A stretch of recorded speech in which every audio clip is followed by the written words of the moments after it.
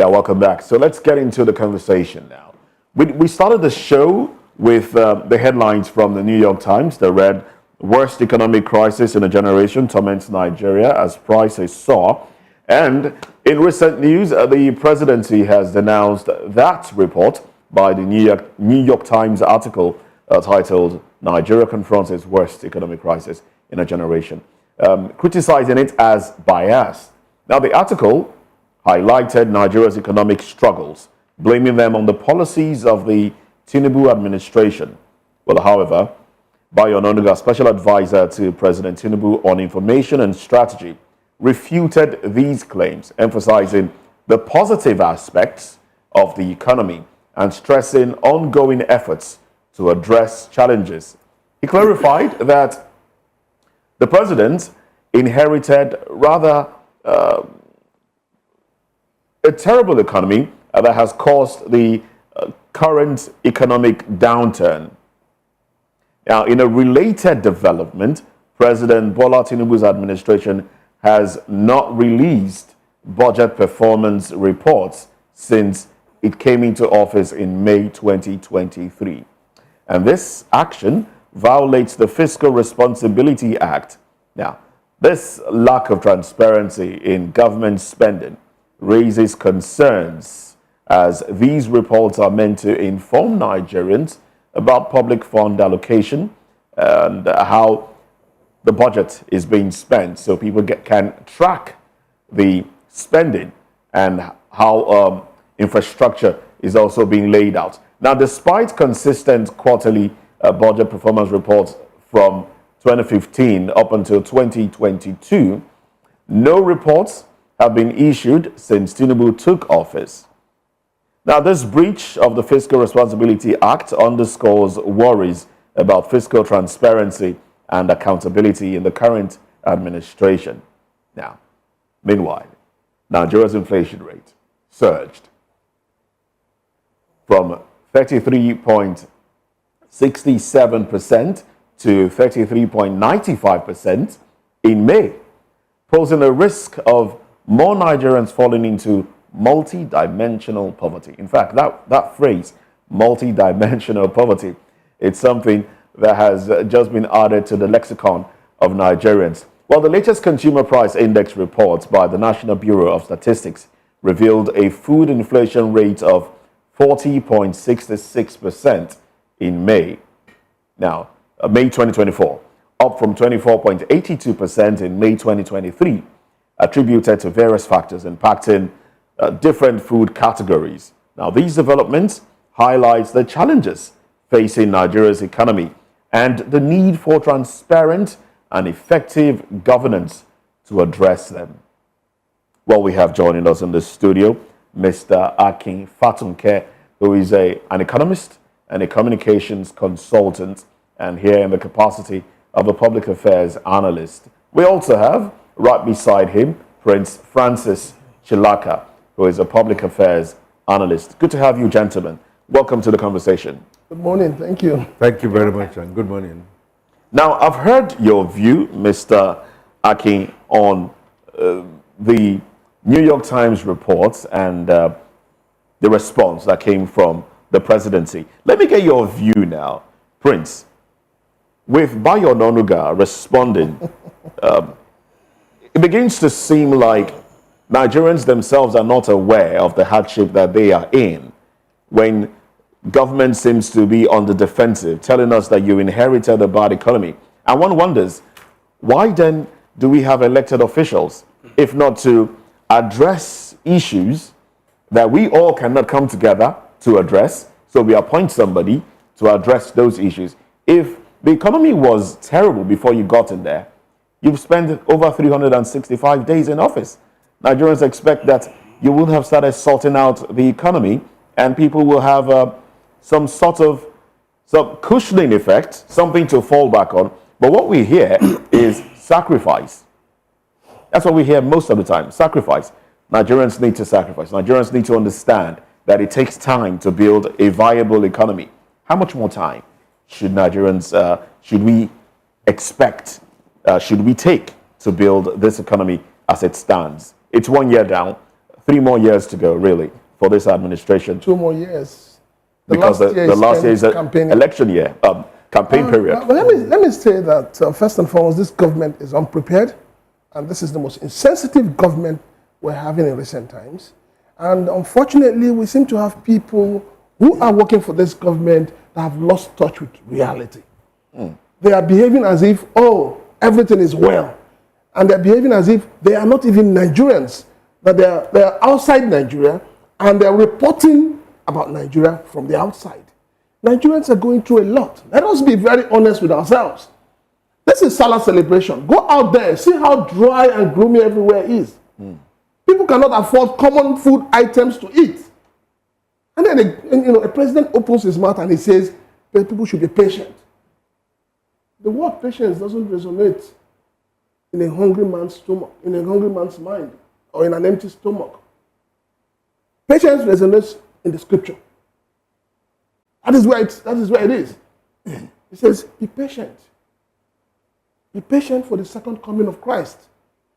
But we are talking about reality. We are talking about hunger. We're talking about unemployment. We're talking about bad governance. We're talking about corruption that has eaten deep into the system. And, that's why sometimes the likes of Bayo and all of that, when he talks, I just laugh because I know that, this is a man that has joined the train of Emiloko.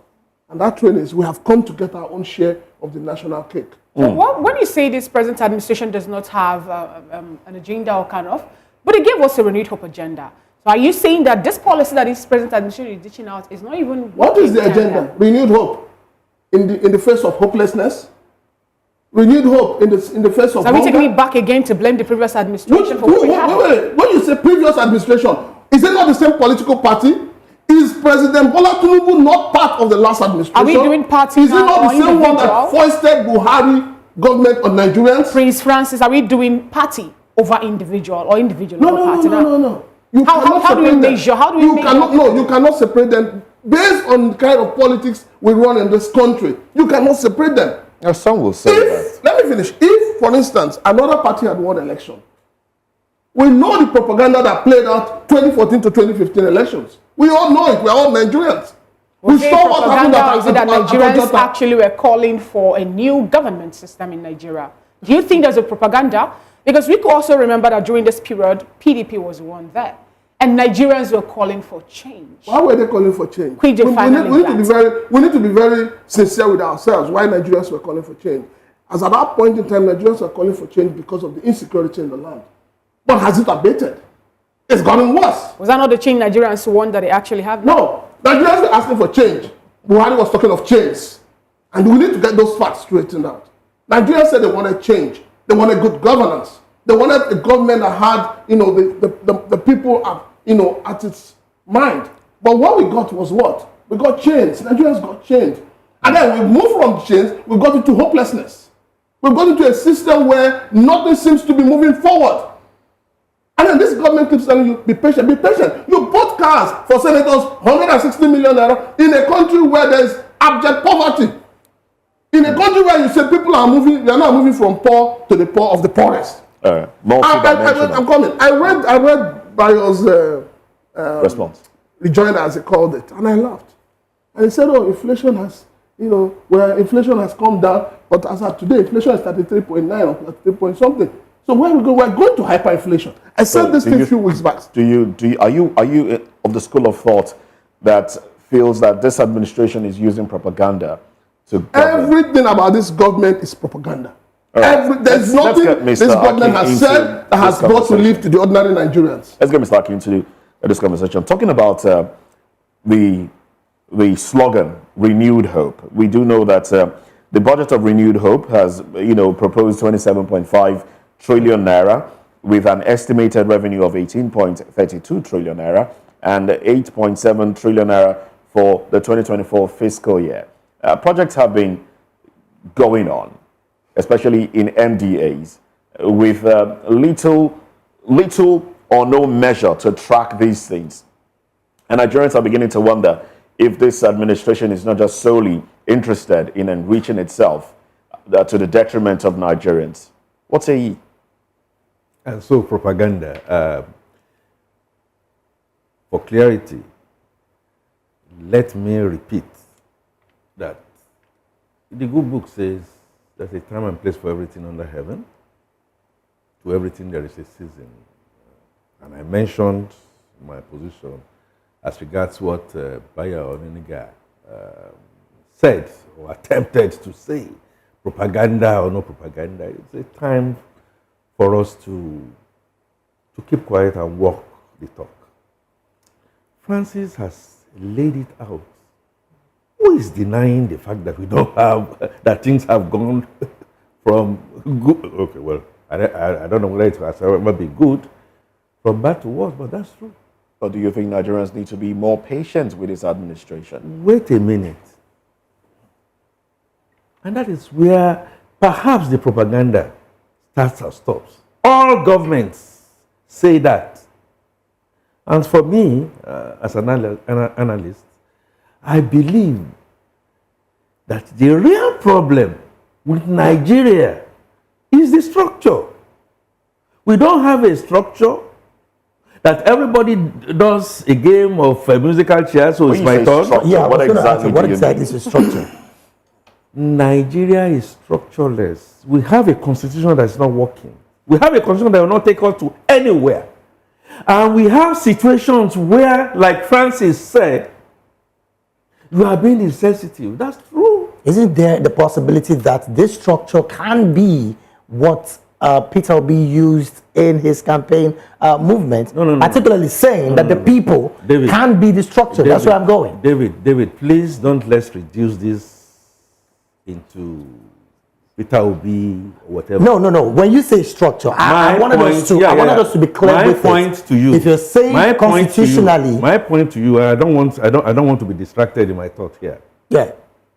If Peter Obi becomes president on May 29, there's no magic wand. My question is, can the people be the structure? No, please. That's where I was going. The people are not in charge of the structure that have been foisted on us. That constitution. Don't run away from it. Don't expect an angel to just come down and then with just snapping of finger. Nigeria is not structured to succeed. It's there. It's glaring for everybody to see. Francis made a point about being insensitive. That is true. It's true because the president came on and the first supplementary budget that he made was when we started to talk about yacht or no yacht. You know that does not make sense. And then when they were going to now defend, when Bayo Ononuga and Co are going to now defend, we started hearing, I don't know how true that could have been, that is something that has been brought in and whatever it is. That is hogwash. He also made a point, which I want to deviate a little bit from. He said you started buying yourself cars. That's true. The presidency started buying cars. Not only is it only cars that they were buying, they started constructing the vice president's house. Mr. Akin, are you of the opinion now that the National Assembly bought cars? Are you of the opinion that they've been bought over by the present administration, not to stand for the people? The National Assembly bought cars. President Bola Tinubu did not buy cars for National Assembly. But we know that their own budget was increased. What am I therefore saying? I have just tried to make you understand. Please don't distract. We do not have a fundamental vehicle that is supposed to go up north, and we are facing the Atlantic Ocean. Pure and simple. Okay. Nigeria will have to not just structure and restructure. And then, finally, before I yield, President Bola Tinubu, if you look at the scorecard, he's not doing fantastically well. And so are the state governors. The state governors have become more empowered in such a way and manner. You see, I think we've had this conversation before. Like it is said, the buck stops at the table of the leader. If the president is the leader of Nigeria as it stands, should we be looking at the governors not doing their own thing? I think we look at if the more reason why I am telling you that puts things in perspective. The structure is faulty. All right, and he's talking about people. The people have not owned that structure. We must all get back and sit together and say this structure is not working and it's not going to take us Structure you mean is together. the constitution. The constitution, the way we have governed ourselves, we used to govern ourselves in a particular way in this country But that before. has to do with the people. It's the people that govern the people. No, I think we're getting this whole thing wrong. We keep talking about the people, the people, the people. We had an election in this country. And we saw where people, the same people were disenfranchised from going Largely. to vote. Largely. Now, you have an electoral body that conducts an election. On the other hand, you have the courts that decides who wins the election. At what point do the people really make sense in this country? Sorry to interrupt you. This just popped into my head because it was a report I saw, watched on television, where a member of the APC did say that they had the figure they put out, having 45,000 registered voters, was false. If you now juxtapose that with what they got at the end of the day, because if you have 45,000 registered voters, then we should expect that you should have something close to about 45,000 votes in your favor at the elections. But let's not forget that at the elections we saw 8 million, I beg your pardon, 45 million, yes, 45 million in total. Yeah. But at the elections we saw 8 million. And today they've come out to say that figure was doctored. It wasn't accurate. Now, coming back to your stance as to the people being disenfranchised, it's a structural thing, all right? It's INEC not playing its role. It's the judiciary not playing its role, not giving the people a chance to for their voices to be heard. The politicians not playing their role. I have always had this, and I will keep saying it, that for us to get this country right, that document called 1999 hogwash should be shredded. Thank you very much. That document you call Constitution, 1999 document, is not, I keep saying, I'm not part of those when they say, Should be we, amended or the Nigerian people, I'm not part of the Nigerian people. I'm a Nigerian. I believe so much in Nigeria, but I am not part of the Nigerians who endorsed that document. But that document is a Nigerians did problem not of this endorse the country. document. The military gave us that document. No, that is a And they decree. lied, and it lied upon itself. When you lie, you keep on lying. And this is exactly what we are talking We about. need to So why shut then I that also document. want to add something to what you have just then said. haven't the civilian administration, when they came into power, why didn't they Review it. revisit it instead of Okay, amending I'll it? tell you why. I'll tell you why they have not. Okay. They're benefiting from the rubbish. That's just it. Then you bring it back again, not the people now. But Don't the forget selected few. that Jonathan had a national conference. And that national conference was supposed to give us a new constitution, a new way of life. This is the 21st century, for goodness sake. We have moved from the 1999 constitution, a document we are fighting for. You are taking us back to 1960 national anthem. Are we moving forward or are we moving backwards? Which is the reason why a lot of persons have come We out should, to no, say let me finish. We should be able to this say present as Nigerians, administration- we should be able to say as Nigerians, we need a new constitution. Yes. We need a new national anthem. Yes. Let Nigerians who have vision, who believe in this country, let them come together and give us a national anthem that connotes what Nigeria is today. Okay, my position to add to what you are saying is a lie that keeps on revolving that Nigeria is non-negotiable. Which is terrible. It's also not right. I believe Nigeria is negotiable. And I go back to 1999. The PDP under President Obasanjo was sworn in. He didn't see the constitution he was going to use. As at that time, my friend and brother in Bayero University, Kano, Professor Yadudu, they were all tinkering. And they smuggled quite a number of things in. That could not have been people's constitution. And what we have decided to do is begin to now ossify it. Francis, you just mentioned the fact that we had a national confab. I must be careful on national television, but it's getting to a stage that we look at ourselves eyeball to eyeball. Why didn't President Jonathan implement not all the things that you see? There were undercurrents. I'll give you 2 or 3. Under President Jonathan, we had the highest ranking somebody from the southeast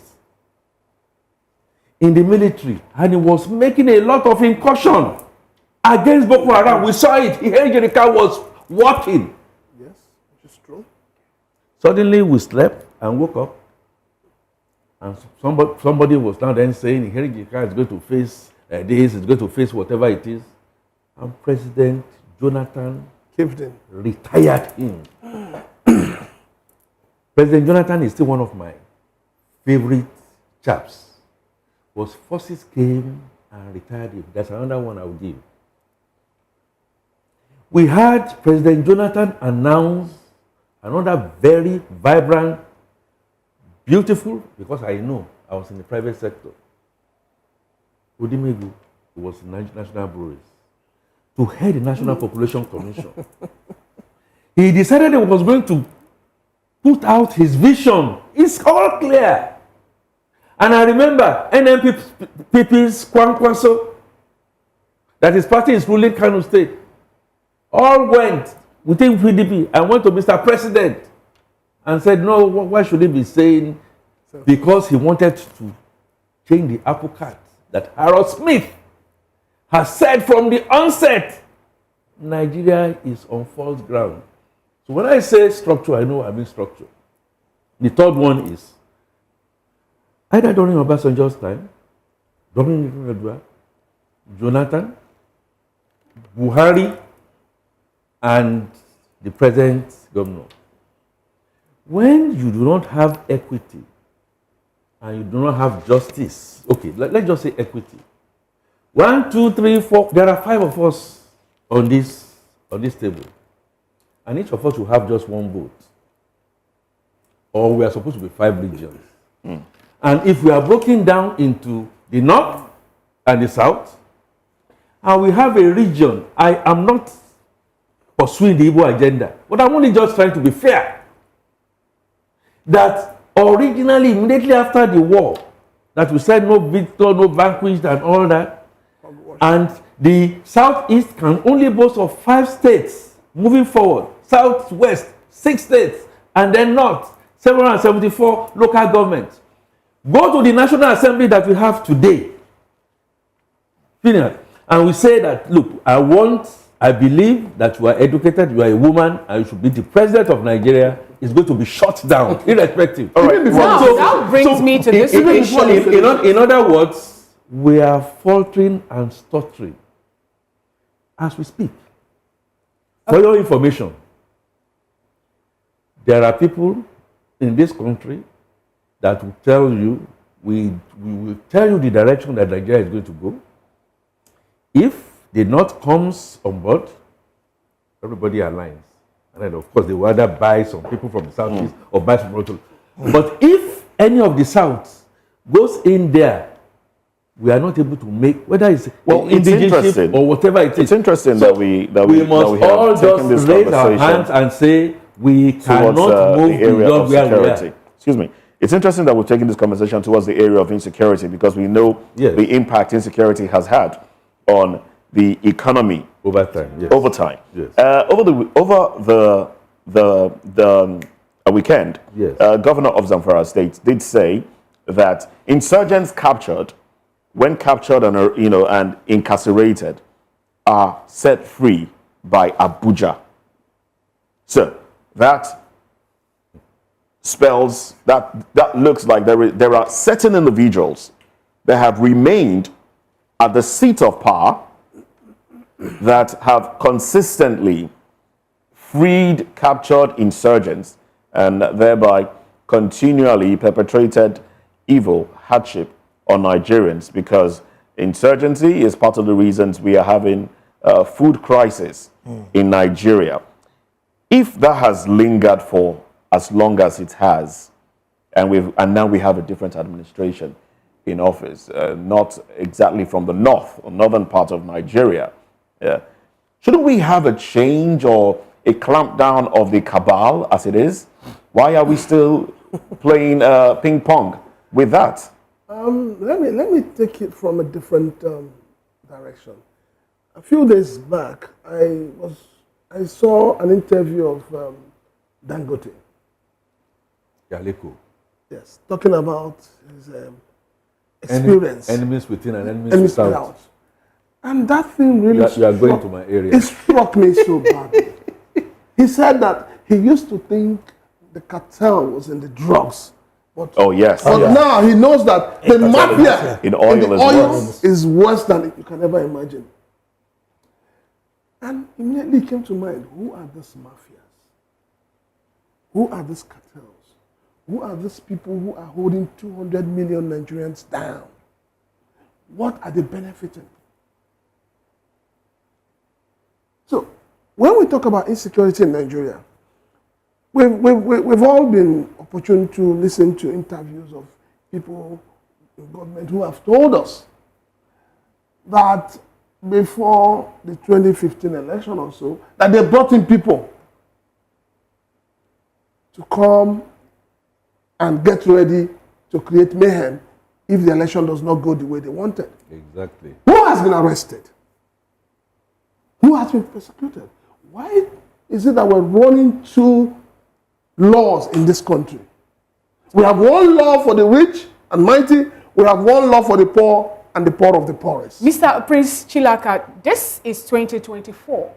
And since this present administration took over office, till today, no one has gotten anything as regards where Nigerians' money or our fund is going to. And this is a clear violation of the Fiscal Responsibility Act.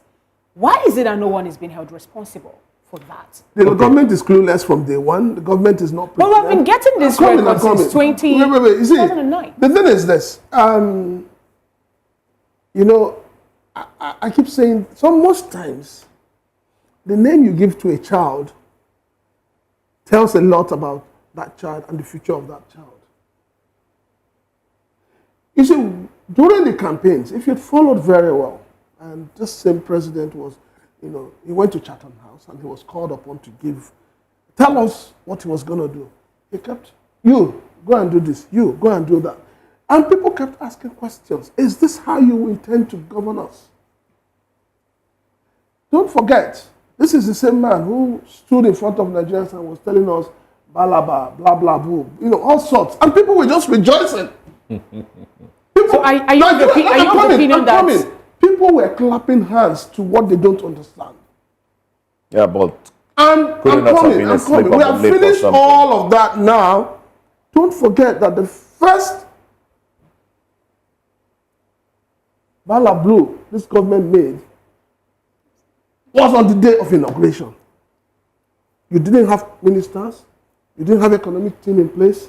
And Mr. President said to Nigerians, well, some have the lifeline of the ordinary Nigerians, some have argued, the lifeline of industrialization in Nigeria, you say subsidy is gone. Well, some have argued that whether he said it or not, subsidy regime ended from the previous administration. Please. Let us stop creating excuses for inefficiency. But you know this present administration also promised Let's hear us. Mr. Aki's view. I want to be careful. VOP is a credible station, and it's the reason why I come here. And the carefulness I want to put across is in respect to the headline and the question New York Times? Yes, Yeah. on the fiscal responsibility. Okay. The act. Okay. Because I checked and I saw that the budget office, if you go to their website, they have budget performance reports for the whole of 2023. And Bola Tinubu came in 2023. Is that in any way saying that we have drilled down enough? No. For the whole of 2023, but they have for two. Please, I just want to respectfully dissociate so that they don't bring the big hammer and say, "What's your source? Have you done?" and all that. So let's just leave that without necessarily saying. What we had And I actually know in that that budget was that of 2023 in April. 2024, First quarter. First quarter, That was yeah. before this 2023 administration April. came That's into. before Tinubu came. I know that the president made an attempt when he was signing the 2024, and he called for the MDAs that please, we must make sure we move in the right direction. Now, talk is cheap.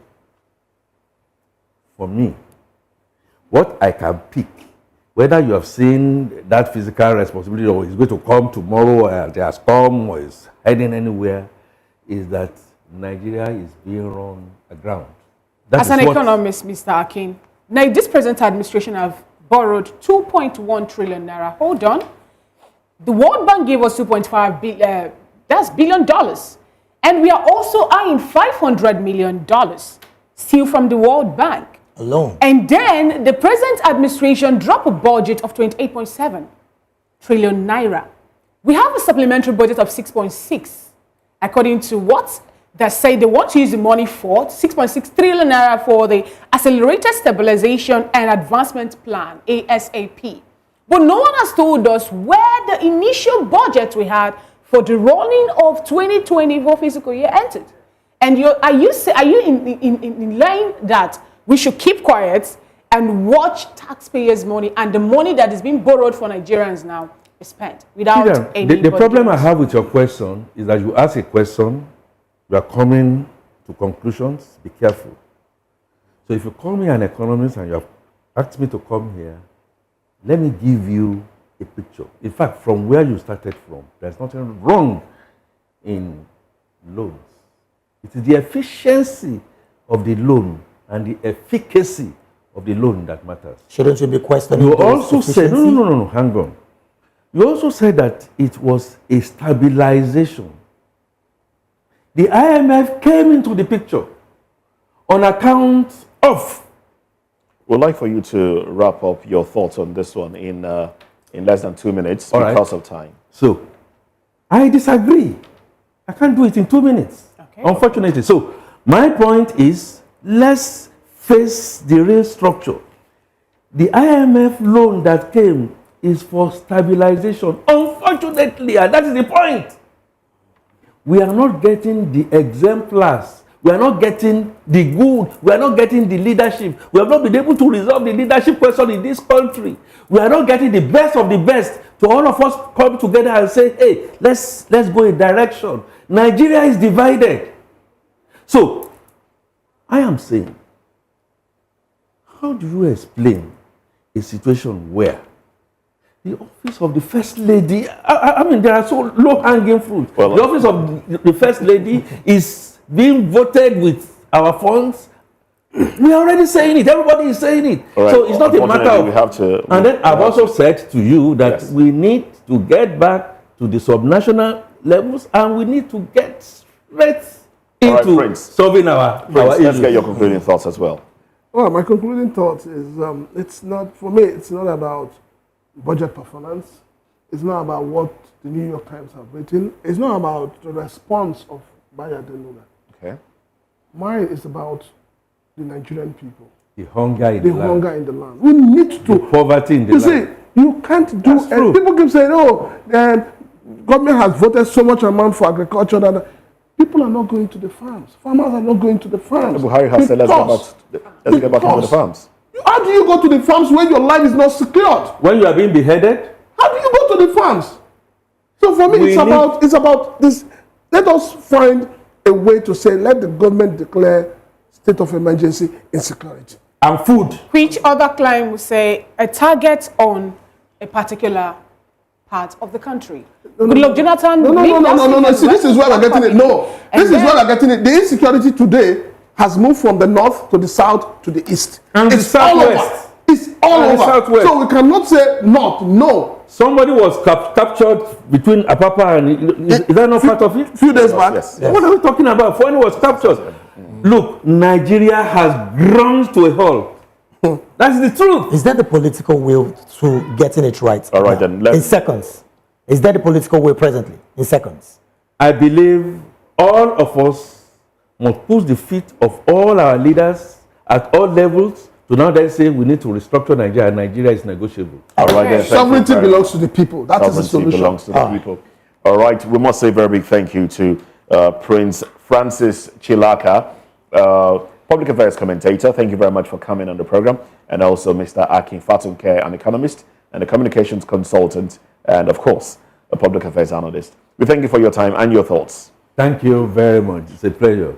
Nigeria must rise again, must rise beyond all this. And that's our prayer. That's our prayer. And of course, Nigerians will work towards that. Yeah. Well, we'll take a break now. When we come back, we'll be talking about the Eid al-Kabir celebrations and the significance of it.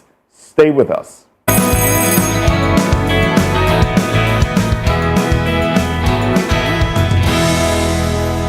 From the views on the